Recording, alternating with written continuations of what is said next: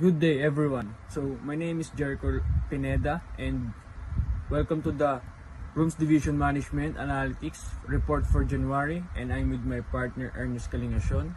So let's start. So in Hotel A, supply is 7,760 room nights with a demand of 6,005 rooms sold. Occupancy rate is 77.4%. Average daily rate is $184.0. So in RevPAR stands at $142.49. In total revenue generated by Hotel A is $1,104.320. So in Hotel B, supply of 8,990 rooms night with a high demand of 8,057 rooms sold. Occupancy rate is the highest among the competitors at 89.6%. So in the ADR is $196.0. In RevPAR comes to $175.46. Hotel B has the highest revenue at the $1,579.172. In Hotel C, rooms supply is 7,480 and demand is at 5,829 rooms sold. In occupancy is 77.9%, ADR is $189.9%, RevPAR stands at $147.28. Total revenue for Hotel C is $1,101 and 800 points. In Hotel D, supply of 8,360 rooms with demand of 7,189 rooms. Occupancy rate is 86.0%.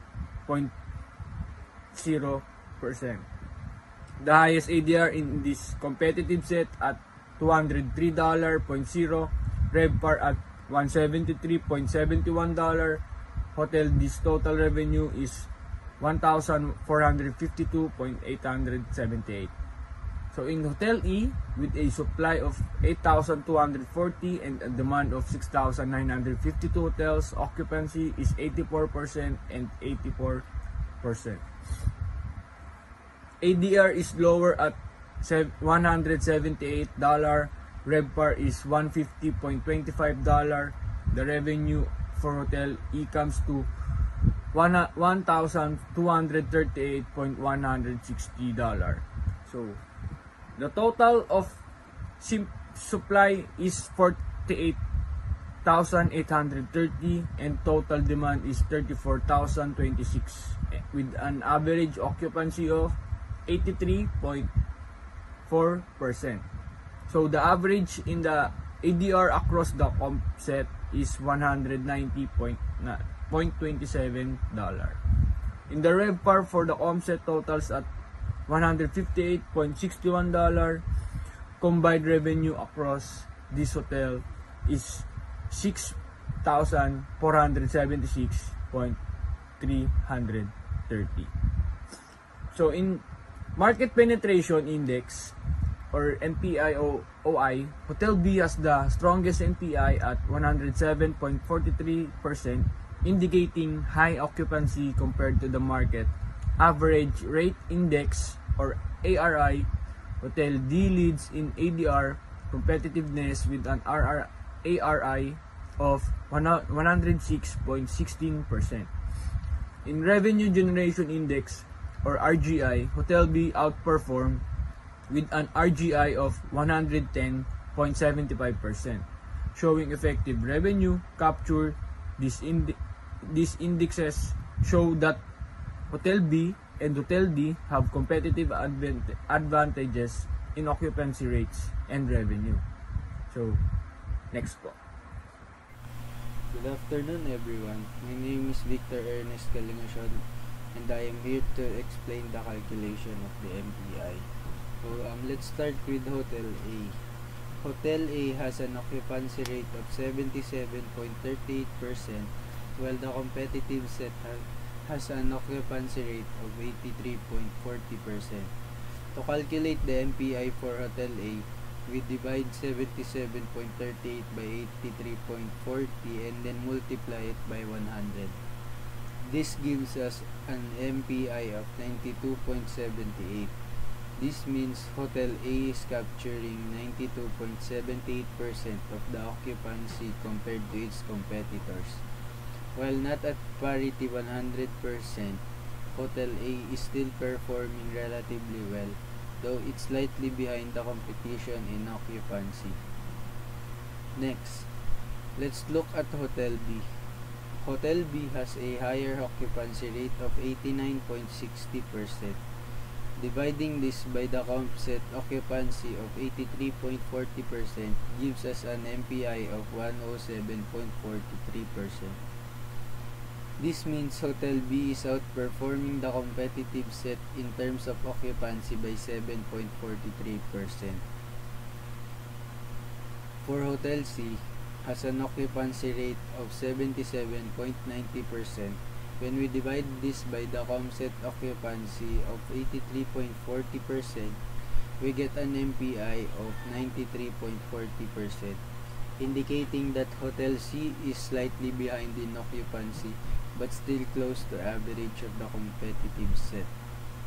For Hotel D, the occupancy of 86%, dividing this by the composite occupancy of 83.40 results in an MPI of 103.12%, meaning Hotel D is capturing more occupancy than the competition.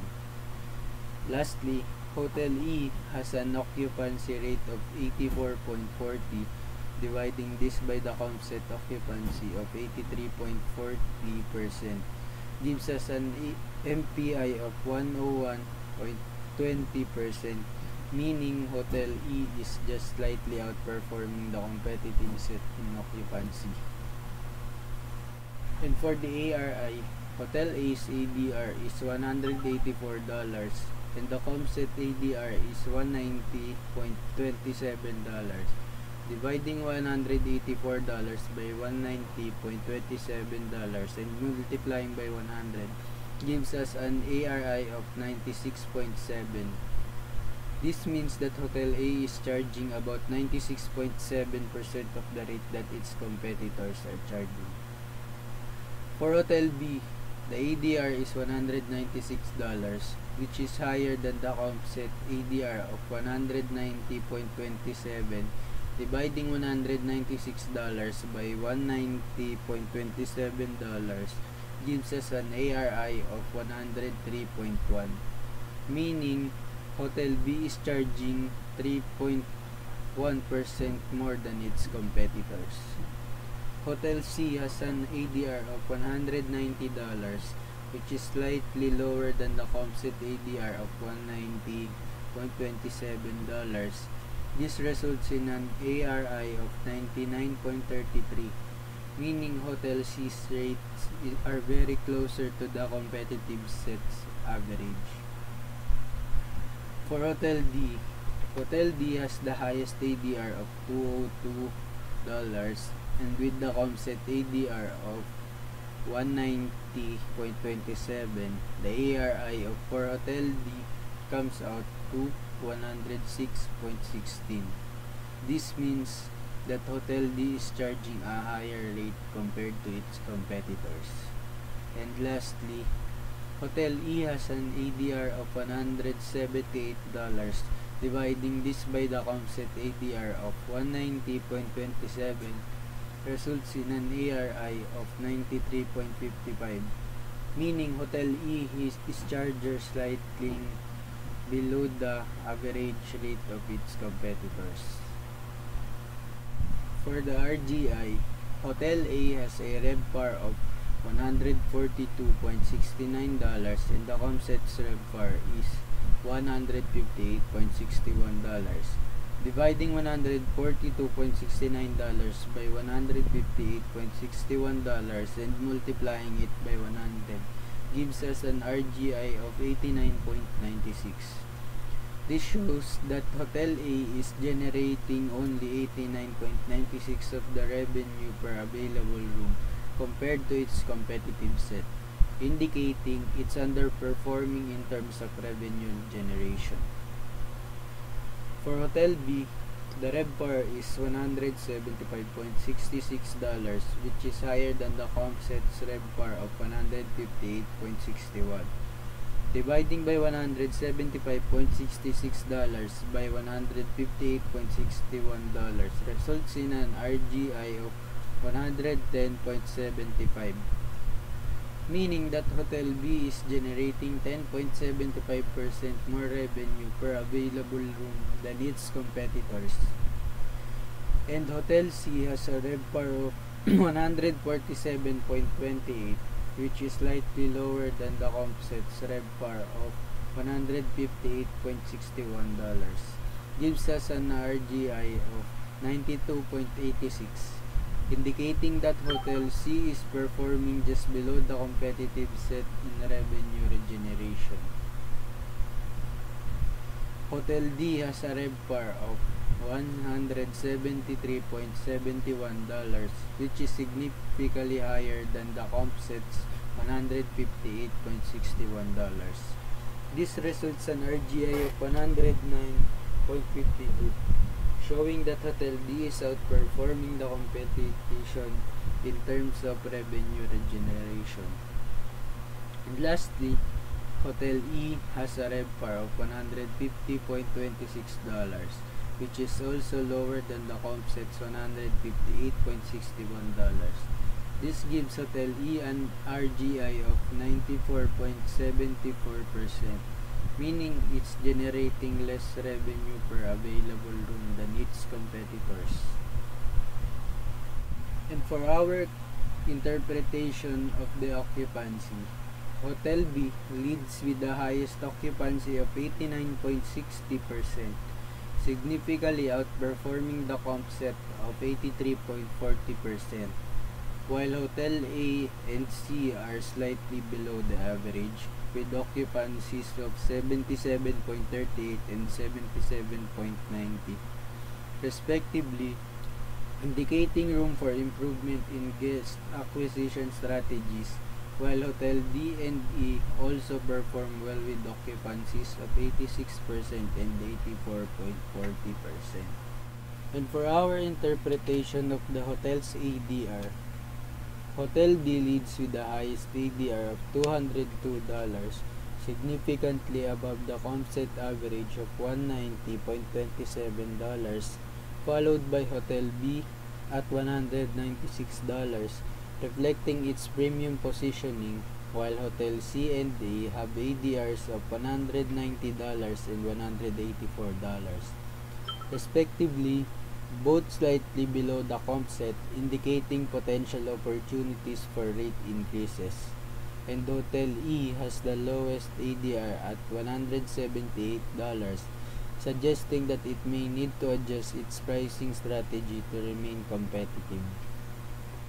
And for our interpretation of RevPAR, Hotel B leads with the highest RevPAR of $175.66, outperforming the CompSet average of $158.61 due to its premium ADR and strong occupancy.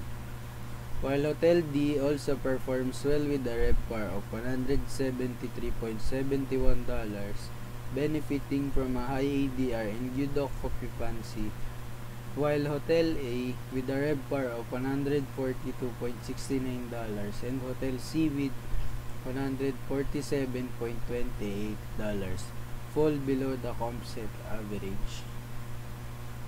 And for the hotel's revenue, Hotel B generates the highest revenue at $1,579,172, driven by its strong ADR and occupancy, followed by Hotel D with $1,452,000 and $178, benefiting from its premium pricing and solid demand, while Hotel A and C generate $1,104,920 and $1,101,681, respectively, both reflecting lower revenue due to their below average RevPAR.